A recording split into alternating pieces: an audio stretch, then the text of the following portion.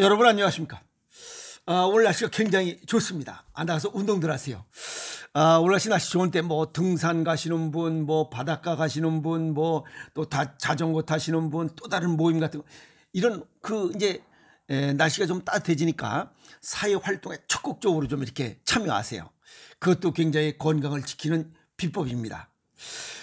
자전거 타는데 어떤 분이 질문하셨냐면 비타민 D하고 칼슘제를 먹었는데 왜 그 골밀도 이게 잘 보강되지 않나요? 라고 질문하시는 거예요. 제가 그래서 답변을 했어요.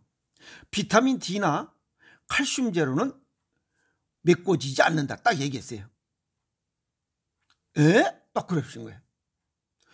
단일 비타민 D나 칼슘제로 골다공증을 메꿀 수 없다. 그걸 만약에 메꿔진다면 골다공증 환자나 골절 환자가 생기지 않을 거예요. 그런데 비타민 D나 칼슘제를 그렇게 먹어 제끼는데도 골다공증 환자는 늘어나면 늘어났지 줄진 않아요. 그 이유를 정리하겠습니다. 그러니까 어찌 보면 비타민 D, 칼슘제가 골다공증을 메꾸는 것으로 선전하고 있는 그 자체가 잘못된 건강상식이라는 거예요. 우리 몸의 뼈다구는 사춘기부터 25세까지 아주 골량을 충분히 채웁니다. 평생 쓸 만큼의 쓸 만큼보다는 아주 이빠이 채웁니다. 그냥 왔다시로 채웁니다. 그리고 35세가 넘으면서 조금씩 소실이 돼요. 그리고 특히 여자분들은 폐경기가 되면서 여성 호르몬이 줄어들면서 서서히 더 빠르게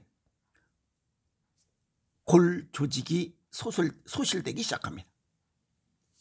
그러면 왜 골다공증이 생기냐? 그 원인이 뭐냐 이게야. 서양의학적으로 보면 칼슘 흡수를 방해하는 요인들이 있어요.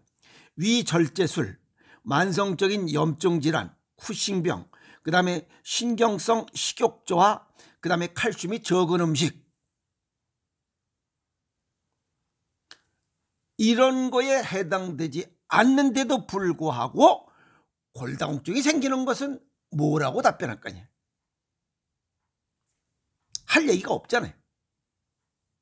또 비타민 D 결핍, 장에서 칼슘 섭취가 증가하고 어쩌고 저쩌고 얘기를 해.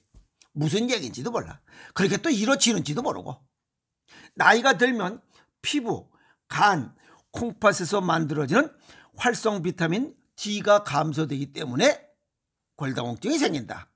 이것도 뭔 얘기인지 모르겠어요. 여기서 믿을 수 있는 것은 일광욕이 부족하면 골다공증이 생길 수 있다. 요거 하나는 믿을 수 있어요.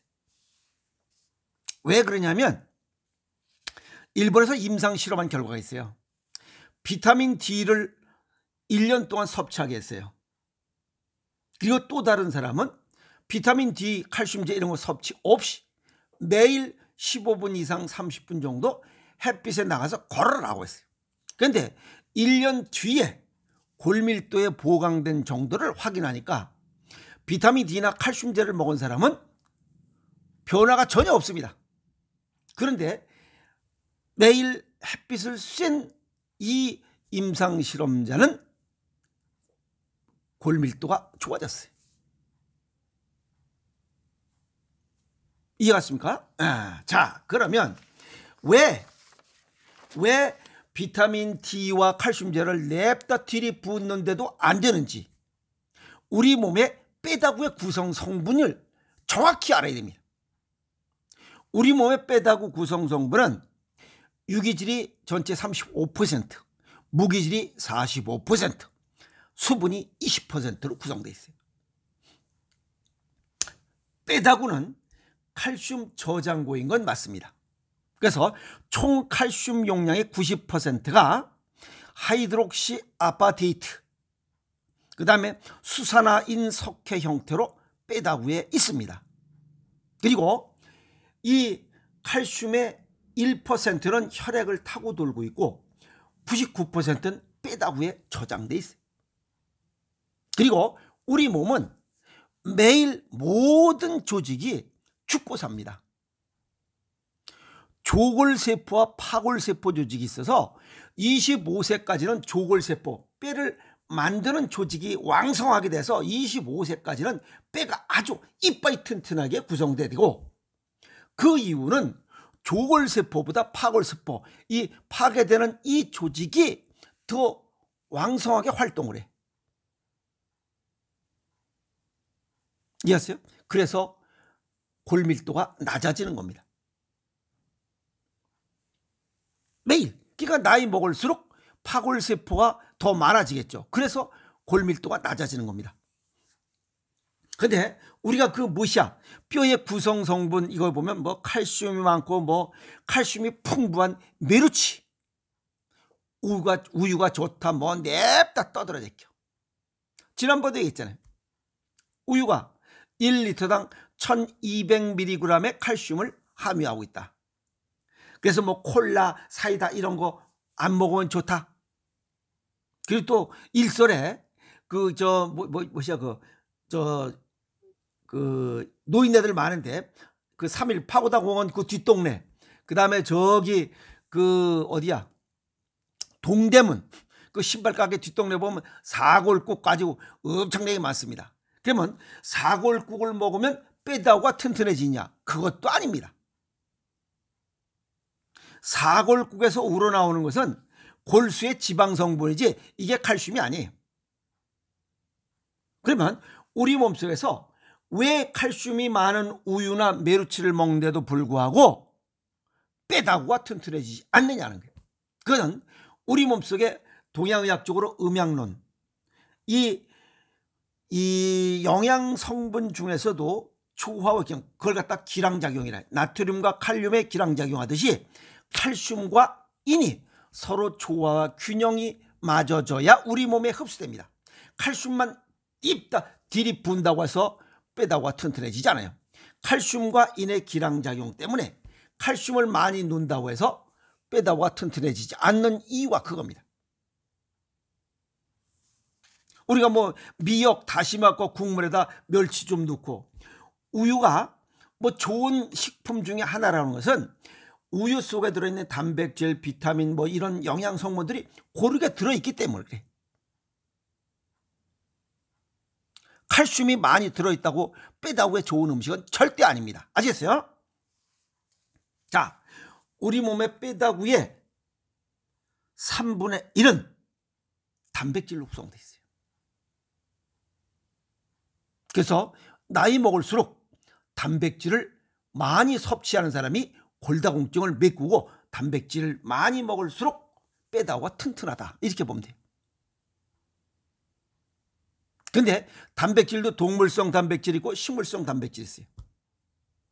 동물성 단백질, 식물성 단백질, 어떤 단백질이든 자주 보충하는 게 뼈다구를 튼튼하게 하는, 일단 3분의 1은 보충한다.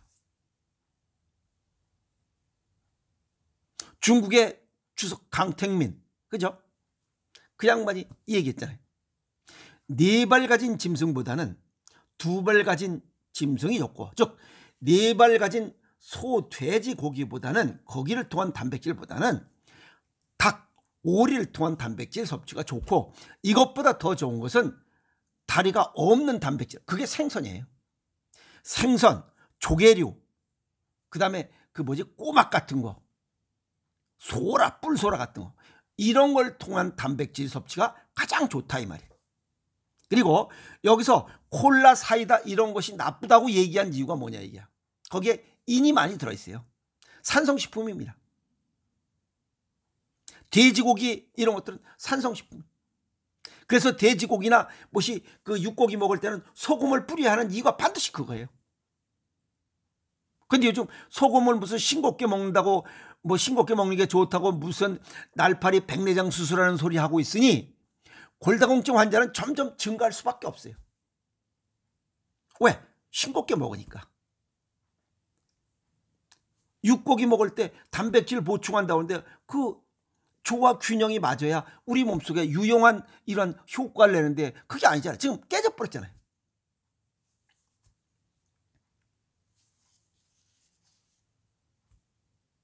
그래서 바다의 해물은 단백질이면서도 알칼리성과 초와 균형이 맞춰진 음식이에요. 그게 바다 생선이에요.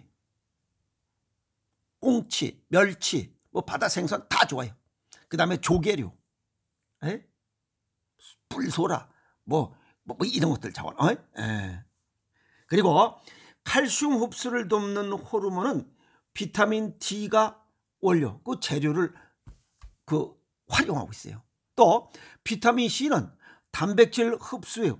단백질 흡수하는데 이걸 교원섬유라고 그래요. 일본 말로다.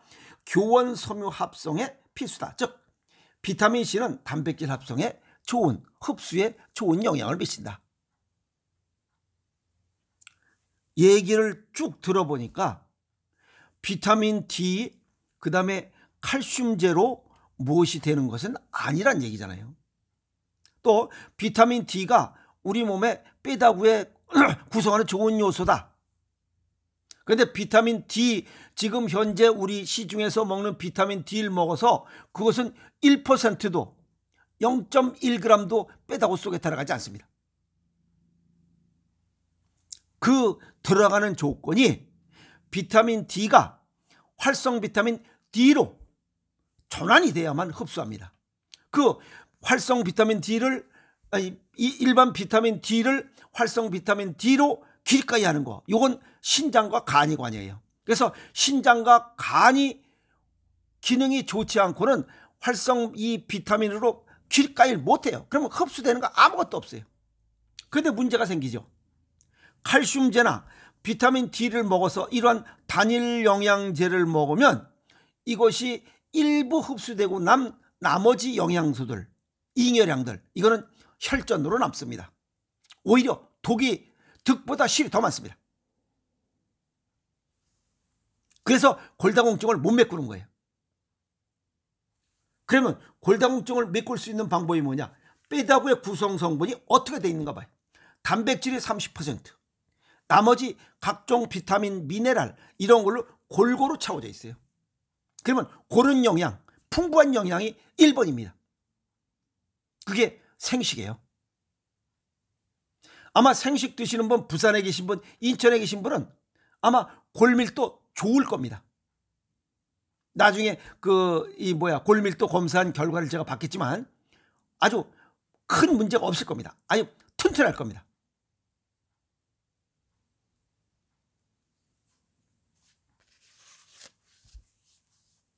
이해가 됐어요? 그래서 이건 잘못된 건강상식이다. 그래서 요 경기도 지역에 사시는 분, 어느 여성분 선생님이 골밀도가 그 당시에 T스코어가 마이너스 3.5였었어요. 원래 마이너스 1에서 쭉 내려가서 마이너스 2.5까지는 골감소증 조성증이라고 해요. 그래서 마이너스 2.5 이하는 골다공증으로 하죠. 근데 그분이 마이너스 3.5였었어요. 그런데 1년인가 1년 반 동안 열심히 아침 저녁으로 생식하시면서 나가서 걸었어요. 물론 크리스탈 정도 드셨고 열심히 하셨어요. 그런데 1년 뒤에 검사한 결과 T스코어가 마이너스 2.5에 1이 올랐어요. 일반 이 비타민 D나 칼슘제를 먹어서는 골밀도 1을 올릴 수가 없어요. 불가능한 겁니다. 수치가. 생식 가능하잖아요. 그 얘기는 여기 지금 단백질, 비타민, 미네랄 이런 여러 가지 영양소들이 복합적으로 뼈다구를 구성하고 있다 하는 얘기를 뒷받침하는 겁니다. 이 뼈다구를 보면 이 골격은 칼슘제가 어쨌든 이 기둥을 댈 때 거기에 골조, 거기에 철분도 있어야 되고 시멘트, 모래, 자갈, 물 이런 게 골고루 배합이 돼야 그 기둥이 단단하게 시멘트 기둥이 되는 거지. 철골만 넣어도 안 되고 시멘트만 넣어도 안 되고 모래만 넣어도 안 되고 자갈만 많이 넣어도 안 되는 거야. 그러니까 칼슘제만 냅다 들이두어도 그게 안 되잖아요. 그 다음에 비타민 D만 갖다 부은다고 해서 되는 거 아니잖아요. 그게 배합 비율이 맞아야 돼. 그래서 고른 영양, 풍부한 영양 이렇게 골고루 배합하는 거, 그게 생식입니다. 생식하시면서 바다 해물을 자주 드시는 거, 그리고 나가서 걸어야 돼. 중력을 이겨내기 위해서 가장 기본이 되는 것은 빼다구입니다. 빼다구와 근육. 빼다구는 신장이 관여하고 근육은 간이 관여해요. 그러니까 튼튼해지잖아요. 그래서 골밀도를 메꾸는 거지 비타민 D와 칼슘제로 메꾸는 것은 절대 아닙니다. 그래서 잘못된 건강상식 오늘 바로 잡습니다. 골밀도를 높이려면 생식과, 아시겠어요? 단백질을 자주 먹는 그런 식습관을 가져야 골밀도를 예방하고 골다공증을 예방하고 치유할 수 있습니다. 아시겠습니까? 잘못된 건강상식 바로잡는 시간이 됐습니다. 여러분 고맙습니다.